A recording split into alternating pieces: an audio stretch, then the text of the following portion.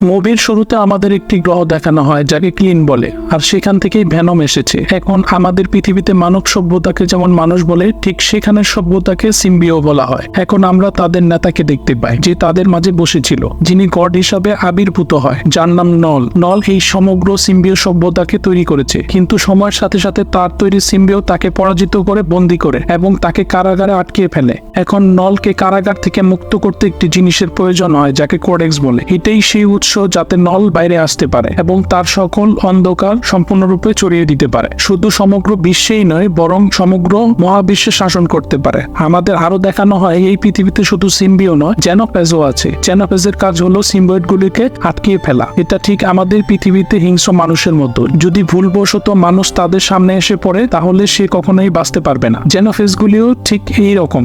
তখন নল তাদের আদেশ করে, পুরো বিশ্বের সব জায়গায় যাও এবং তার জন্য কোডেক্স নিয়ে আসো। নলের কাছে অনেক পাওয়ার ছিল যে আলাদা আলাদাভাবে পোর্ট খুলে তার এই জেনোফেজগুলিকে মহাবিশ্বে পাঠাতে পারত, এবং সে এটাই করত। তিনি হাজার হাজার জেনোফেজ এই পোর্ট দিয়ে বিশ্বজুড়ে পাঠিয়ে দেয় যাতে তার কাঙ্ক্ষিত কোডেক্স খুঁজে পেতে পারে এবং সে মুক্তি পেতে পারে। এখন মুভির মেইন দৃশ্যে আসা যাক। আমরা এখন এডি ব্লককে দেখতে পাই যে একটি বারে বসেছিল, যে বারে নবো স্পাইডারম্যান বসেছিল। পরে জানতে পারি এই সিন নবো স্পাইডারম্যানেরই। এখন আমরা দেখতে পারি এডি ব্রক এমসি হিরোর সম্বন্ধে জানতে চাইছে। এরপর বারটেন্ডারের কাছে শুনতে পারে থ্যানোস নামের ভিলেন এসেছিল, যে নাকি ইউনিভার্সকে 5 বছরের জন্য গায়েব করে দিয়েছিল। এরপর আমরা দেখতে পাই এডি ব্রক তার ভেনম সিম্বিওর সাথে ইউনিভার্সে আসতে থাকে। তখন ডক্টর স্পেল কাস্ট করে। এর জন্য এডি ব্রক ও সিম্বিও তাদের নিজের ইউনিভার্সে চলে আসে। চলে আসার পর এডি আর ভেনম দেখতে পায় তাদের ইউনিভার্স ঠিক সেই জায়গায় আছে, এমসি পৃথিবীতে আছে, এবং সেই বারে ছিল ও তাদের সামনে বারটেন্ডার একই ছিল। পার্থক্য শুধু এতটুকুই ছিল,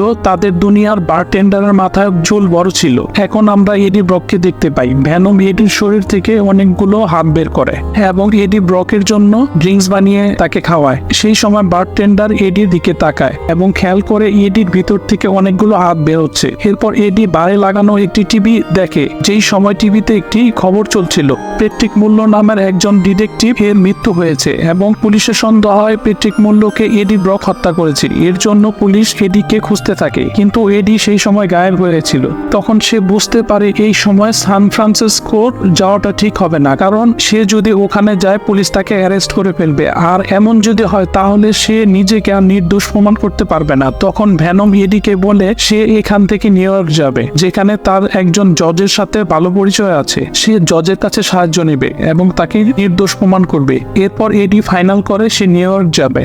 কিন্তু আমরা দেখতে পারি বার বয়কে যখনই টাকা দেওয়ার জন্য হাত বের করে কাউন্টারের উপর টাকা রাখে, তখন টাকার সাথে তার বডির ছোট একটা টুকরা সেখানে পড়ে যায়। এই টুকরা ঠিক ওই রকম ছিল যেই রকম টুকরা ভেনম এমসি ইউনিভার্সে রেখে এসেছিল। এরপর এডি ব্রক বার থেকে বেরিয়ে যায়, কিন্তু বের হওয়ার পর রাস্তায় অনেকগুলো কুকুরের আওয়াজ শুনতে পায় এবং যেখান থেকে কুকুরের আওয়াজ আসছিল এডি ব্রক সেখানে যায় এবং দেখতে পায় কিছু খারাপ লোক সেখানে কুকুরগুলোকে আটকে রেখেছিল এবং কুকুরগুলোকে বিক্রি করতে চায়। এরপর এডি ও ভেনম ডিসাইড করে এই সব কুকুরগুলোকে মুক্ত করে দেবে, কিন্তু এটার করার আগেই 3 জন লোক তাদের কাছে চলে আসে। এরপর এডি তাদের বলে, তোরা কুকুরগুলোকে ছেড়ে দে এবং চুপচাপ এখান থেকে চলে যা, তাহলে আমি তোদের কাউকে কিছু বলবো না। তারপরও এই 3 জন এডির কথা শুনে না, বরং তার উপর হামলা করে, এডির উপর গুলি চালায়, যার রেসপন্সে ভেনম বাইরে চলে আসে। এবং এই মুভিতে প্রথমবারের মতো এডি ব্রক ভেনমে পরিণত হয়। তখন ভেনম প্রথমে সবগুলো কুকুরকে মুক্ত করে দেয়, তারপর এই 3 জনের মাথা খেয়ে ফেলে। তারপর এডি আবার মানুষ রূপে চলে আসে এবং সব কুকুরগুলোকে মুক্ত করে সেখান থেকে চলে যায় এবং রাস্তায় সামনের দিকে অগ্রসর হতে থাকে।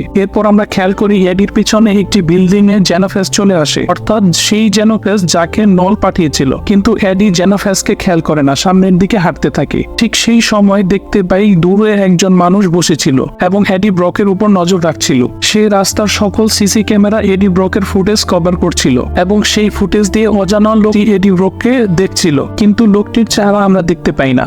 এরপর লোকটি জেনারেলকে ফোন করে, বলে এডি ব্রক বাইরে চলে এসেছে, এখন তাকে ধরতে হবে। এখন আমরা জেনারেলকে দেখতে পাই টিমের ইনফরমেশন পেয়ে সোজা বারের ভিতরে চলে যায়, যেখানে এডি আর ভেনম ছিল।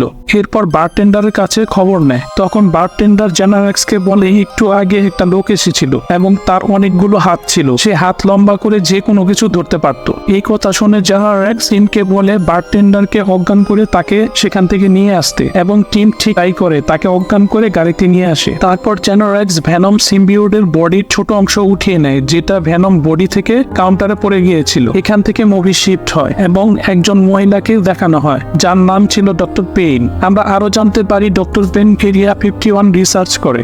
বেসিক্যালি এরিয়া 51 বর্তমানেও আমেরিকায় অবস্থিত এবং এই এরিয়া সম্বন্ধে জানা যায় এই জায়গায় এলিয়ানের উপর রিসার্চ করা হয়। এখন আমরা মুভিতেও ঠিক তাই দেখতে পাই। আমরা ডক্টর পেইনকে দেখতে পাই যে এরিয়া 51 কাজ করতে যাচ্ছিল।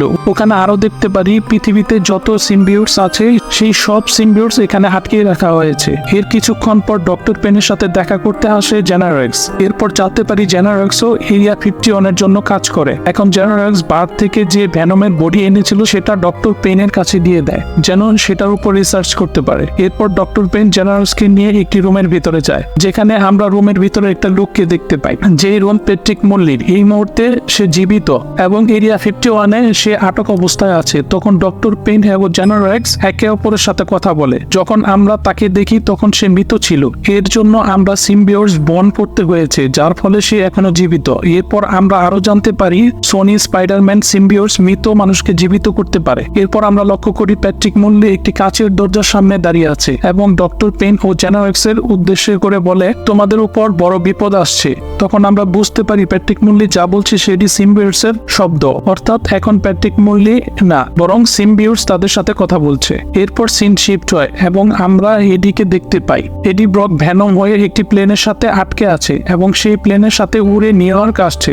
তখন সেই মুহূর্তে তাকে লক্ষ্য করি জেনোফ্লেক্স প্লেনের উপর চলে আসে। এরপর ভেনম আর জেনোফ্লেক্সের লড়াই শুরু হয়। আমরা দেখতে পাই জেনোফ্লেক্স ভেনমের শরীরে থাকা কোডেক্স দেখতে পায় যা ভেনমের গলায় থাকে। তখন কোন রকমের জেনোফ্লেক্সকে ফাঁকি দিয়ে ভেনম নিচে চলে আসে এবং নিচে নেমে এসে জিজ্ঞেস করে এই প্রাণীটা কে ছিল এবং কেন আমাদের উপর আক্রমণ করেছিল। জবাবে ভেনম বলে ওটা ছিল জেনোফ্লেক্স, সে আমাদের কাছ থেকে কোডেক্স নিতে এসেছিল। ভেনমের কথা এডি কিছুই পরিষ্কার হয় না, তাই সে ভেনমকে জিজ্ঞেস করে আসলে এখানে কি ঘটেছে তাকে খুলে বলতে। তখন ভেনম পুরো ঘটনা শুরু থেকে এডিকে বুঝাতে শুরু করে। ভেনম বলে যে আমাদের সব সিম্বিওটস একজন ঈশ্বর সৃষ্টি করেছে যার নাম হলো নল। শুধু যে সিম্বিওটসকে সৃষ্টি করেছে এমনটা না, সে জেনোফেসদেরও সৃষ্টি করেছেন। আর এই সেই জেনোফেস যে আমাদের উপর আক্রমণ করেছিল।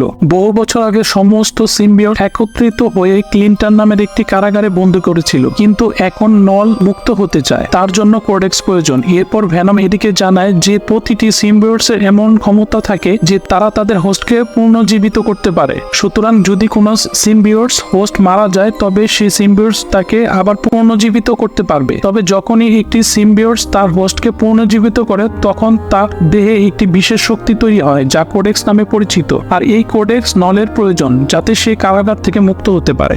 ভেনমের কথা শুনে এডি ব্রকস বলে ভালো যে আমাদের কোনো কোডেক্স নেই, কারণ আমি তো কখনো মরিনি। কিন্তু এটা শোনার পর ভেনম এডিকে বলে তুমি একবার কিন্তু মরে গিয়েছিলে। এরপর আমরা একটি পুরনো দৃশ্য দেখি যেখানে এডি ব্রক মারা গিয়েছিল। পরে ভেনম আবার তাকে পুনরায় জীবিত করে তুলেন। এর ফলে ভেনম এবং এডির শরীরের ভিতরে তাদের কোডেক্স তৈরি হয়। এই সময় ভেনম এডিকে জানায় যে শুধুমাত্র তখনই জেনোফেস কোডেক্স দেখতে পায় যখন এডি পুরোপুরি ভেনমে রূপান্তরিত হয়, কারণ যখন এডি পুরোপুরি ভেনম হয়ে যায় তখন তার গলায় থাকা একটি কোডেক্স উজ্জ্বলভাবে জ্বলে ওঠে এবং এই আলোর সংকট জেনোফেস পেয়ে যায়, যার ফলে সে দূর থেকেও কোডেক্স এর অবস্থান খুঁজে বের করে এবং সেখানে চলে আসে। ভেনম এডিকে সতর্ক করে যে যতক্ষণ জেনোফেসের হুমকি রয়েছে সে এটিকে পুরোপুরি রূপান্তরিত করবে না, কারণ যদি তা ঘটে তাহলে জেনোফেস তাকে খুঁজে নিয়ে এডি এবং ভেনমকে মেরে কোডেক্স নিয়ে সরাসরি নালকে দিয়ে দিবে, যার ফলে তারা দুজনেই মারা যাবে এবং নল মুক্ত হয়ে যাবে। এরপর এডি ও ভেনম যাত্রা শুরু করে এবং কিছুটা এগিয়ে একটি ঘোড়া দেখতে পায়। তারা সিদ্ধান্ত নেয় যে ভেনম ঘোড়ায় রূপান্তরিত হবে যাতে তারা দ্রুত সেখান থেকে এডিকে সরিয়ে নিতে পারে। এরপর ভেনম ঘোড়ার রূপ নেয় এবং এডিকে বাঁচাতে সে সর্বোচ্চ চেষ্টা করে। সে এমনকি ঘোড়া এবং মাছেরও রূপ নেয়, কিন্তু যখনই তার আর কোনো উপায় থাকে না তখনই সে এডির শরীরকে পুরোপুরি নিয়ন্ত্রণ করে ফেলে। ঠিক তখনই জেনোফেস তাদেরকে খুঁজে পায় এবং দ্রুত তার দিকে ছুটে আসে। তবে জেনোফেস আসার সাথে সাথে জেনারেক্স দল আকাঙ্ক্ষিত হয়ে ওদের উপর গুলি চালাতে শুরু করে। এই সুযোগে ভেনম এডির শরীরে প্রবেশ করে এবং তাকে নিরাপদে সেখান থেকে বের করে আনে। ফলে তারা দুজনে জেনারেক্স এবং জেনোফেসের হাত থেকে বাঁচতে সক্ষম হয়। এরপর এডি আবার জঙ্গলের মধ্যে যাত্রা শুরু করে এবং কিছুটা এগিয়ে মার্টিন নামের একটি ব্যক্তির সাথে দেখা হয়। মার্টিন তার স্ত্রী এবং 2 সন্তান সহ সেখানে থাকে। সে এডিকে তার পরিবারের সাথে খাওয়ার জন্য আমন্ত্রণ জানায়। কথা বলতে বলতে এক সময় সময় মার্টিন জানায় যে সে এলিয়েনদের দেখতে তার পরিবারের সাথে AD-51 যাচ্ছে, কারণ তার অনেক দিনের স্বপ্ন ছিল এলিয়েনদের দেখার। মার্টিন এমন সরলতা দেখে এডি তার কাছ থেকে সাহায্য চায় এবং তাকে নিউ ইয়র্ক সিটি পর্যন্ত পৌঁছে দেওয়ার অনুরোধ করে। মার্টিন এতে রাজি হয়ে যায় এবং এডিকে গাড়িতে তুলে নিউ ইয়র্ক পর্যন্ত পৌঁছে দেয়। এরপর মার্টিন তার পরিবার নিয়ে এরিয়াল 51-এর উদ্দেশ্যে রওনা হয়। নিউ ইয়র্কে পৌঁছে এডি আত্মগোপনের জন্য পোশাক বদলে ফেলে এবং সরাসরি একটি ক্যাসিনোতে প্রবেশ করে, যেখানে তার দেখা হয় মিসেস চেনের সাথে, যিনি এডিকে দেখে খুবই খুশি হন এবং তাকে তার বাড়িতে নিয়ে যান। মিসেস চেন এডিকে দেখে এতটাই খুশি হয়ে ওঠেন যে তিনি তার সামনে নাচতে শুরু করে এবং এডিকে বলে তুমিও নাচো, তবে এডি নাচতে রাজি হয় না, কিন্তু উত্তেজনায় ভেনম নাচতে শুরু করে এবং এডিকে পুরোপুরি ভেনমে রূপান্তরিত করে ফেলে। কিন্তু ঠিক তখনই জেনোফেস তাদের খুঁজে পায় এবং সেই জায়গায় এসে হাজির হয়। জেনোফেসকে দেখে ভেনম তৎক্ষণাৎ এডির শরীর থেকে বের হয়ে যায়, যার ফলে জেনোফেস তাকে আর খুঁজে পায় না এবং সেখান থেকে চলে যায়। জেনোফেস চলে যাওয়ার পর কিছুক্ষণের মধ্যে জেনোরেক্স এবং তার দল সেখানে পৌঁছায়, কারণ তারা এডি ব্রোকে খুঁজে বের করেছিল। তারা এসে এডিকে অজ্ঞান করে ফেলে এবং একটি বিশেষ ডিভাইস ব্যবহার করে তার শরীর থেকে ভেনমকে আলাদা করে একটি কন্টেইনারের মধ্যে বন্দী করে ফেলে।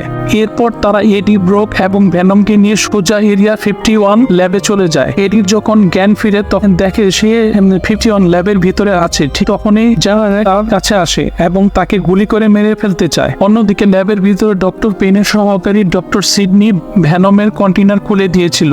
এর মধ্যে জেনারেক্স এডিকে গুলি করে, এর ফলে ভেনম সরাসরি এডির শরীরে প্রবেশ করে। ভেনম এডির শরীরে ঢুকতে এডির প্রাণ ফিরে আসে এবং সে পুরোপুরি ভেনমের রূপ নেয়। কিন্তু ঠিক তখনই জেনোফেস তাদের খুঁজে বের করে এবং ল্যাবে ঢুকে পড়ে। ল্যাবে ঢুকেই সে ল্যাব ধ্বংস করতে শুরু করে এবং জেনারেক্স দলের সদস্য একে একে মেরে ফেলে। এই পরিস্থিতি দেখে ডক্টর সিডনি ল্যাবে থাকা সব সিম্বিওটের কন্টেইনার খুলে দেয়, যাতে তারা একসঙ্গে ভেনমকে সাহায্য করতে পারে এবং জেনোফেসকে পরাজিত করতে পারে।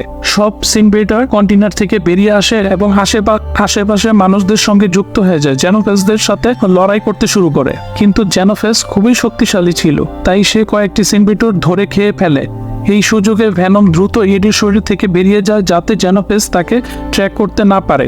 এরপর এডি ল্যাব থেকে বেরিয়ে একটি খোলা জায়গায় পৌঁছায়। বাইরে এসে এডি খেয়াল করে যে সেখানে মার্টিন এবং তার পরিবারও সেখানে ছিল, কিন্তু জেনোফেসের কারণে তাদের ক্ষতি না হতে পারে, তাই এডি দ্রুত তাদের কাছে যায়, তাদের নিরাপদ স্থানে বের করে নিয়ে আসে। অন্যদিকে সব সিম্বিওট মিলে জেনোফেসকে কঠিন চ্যালেঞ্জ দিতে থাকে। তবে ঠিক তখনই জেনোফেস উচ্চ স্বরে চিৎকার করে এবং তার অন্যান্য সহযোগিতারা সংকেত পাঠায়। আমরা দেখি যে তার চারপাশে অনেকগুলো পরক হয়ে যায় এবং সেখানে আরো অনেকগুলো জেনোফেস চলে আসে।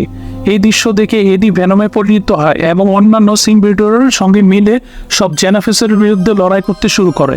কিন্তু এতগুলো জেনোফেস একসাথে আসে, তার সিম্বিওটের উপর অনেক বেশি চাপ পড়ে যাচ্ছিল, ফলে সিম্বিওটরা দুর্বল হয়ে পড়ে। শুধু তাই না, ভেনম এবং এডিও গুরুতরভাবে আহত হয়ে পড়ে। এই পরিস্থিতিতে ভেনম এডি ব্রোকে নিয়ে দূরে নিয়ে যায়, বলে এই জেনোফেসের হারানো একমাত্র উপায় হলো তুমি আর আমি একসাথে মিলে মোকাবেলা করব। এরপর আমরা দেখি এডি আবারও ভেনম হয়ে ওঠে এবং জেনোফেসদের দিকে এগিয়ে যায়। জেনোফেসটা তাকে ঘিরে ফেলে, কিন্তু ভেনম তখন তার অনেকগুলো টেন্টাকল বের করে সবার সঙ্গে জড়িয়ে দেয়, অর্থাৎ তাদের নিজেদের শরীরে শোষণ করতে শুরু করে। এরপর ভেনম কাছাকাছি থাকা এক জায়গায় পৌঁছায়। সেখানে এক শক্তিশালী এসিড রাখা ছিল, যা যে কোনো কিছু ধ্বংস করতে সক্ষম ছিল। ভেনমের পরিকল্পনা ছিল এই এসিড দিয়ে জেনোফেসদের ধ্বংস করা। এসিডের কাছে পৌঁছানোর ঠিক আগে ভেনম এডিকে নিজের শরীর থেকে দূরে সরিয়ে দেয়, যাতে তার প্রাণ বাঁচানো যায়। এরপর সে জেনোফেসদেরকে নিয়ে এসিডের ভিতরে ঝাঁপ দেয়। ধীরে ধীরে এসিডের কারণে সব জেনোফেস ধ্বংস হয়ে যায়, তবে তাদের সাথে ভেনম ও সিম্বিওটরাও মারা যায়। ভেনমের মৃত্যুর সঙ্গে সঙ্গে যে সমস্ত জেনোফেসদের শেষ করে দেয়। এদিকে এডি ব্রোক তার আঘাতের কারণে অজ্ঞান হয়ে পড়ে। এরপর আমরা দেখি ডক্টর পেন একটি কন্টেইনার থেকে স্ক্রিন নামের আরেকটি সিম্বিওট বের করে এবং সেটির সাথে রূপ ধারণ করে সেই স্ক্রিনে রূপান্তরিত হয়। এরপর তার সহকারীকে নিয়ে সেখান থেকে পালিয়ে যায়। কিছুক্ষণ পর এডি ব্রোকের জ্ঞান ফিরে পায় এবং সে দেখে সে একটি হসপিটালে শুয়ে আছে। সেখানে ইউএস মিলিটারি বাহিনীর একজন সিনিয়র অফিসার আসে এবং তাকে ধন্যবাদ জানায় যে এডি এবং ভেনমের কারণে তার জেনোফেস নামের এলিয়েনদের প্রাণীদের থেকে রক্ষা পেয়েছে। অফিসার তাকে জানায় যে তার বিরুদ্ধে থাকা সমস্ত চার্জ মওকুফ করা হয়েছে এবং এডি এখন তার জীবন শান্তিতে কাটাতে পারবে।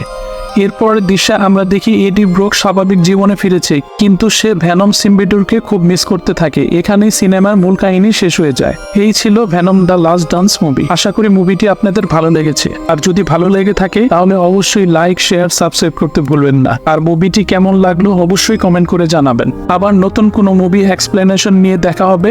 সেই পর্যন্ত টিল দেন সবাই ভালো থাকবেন।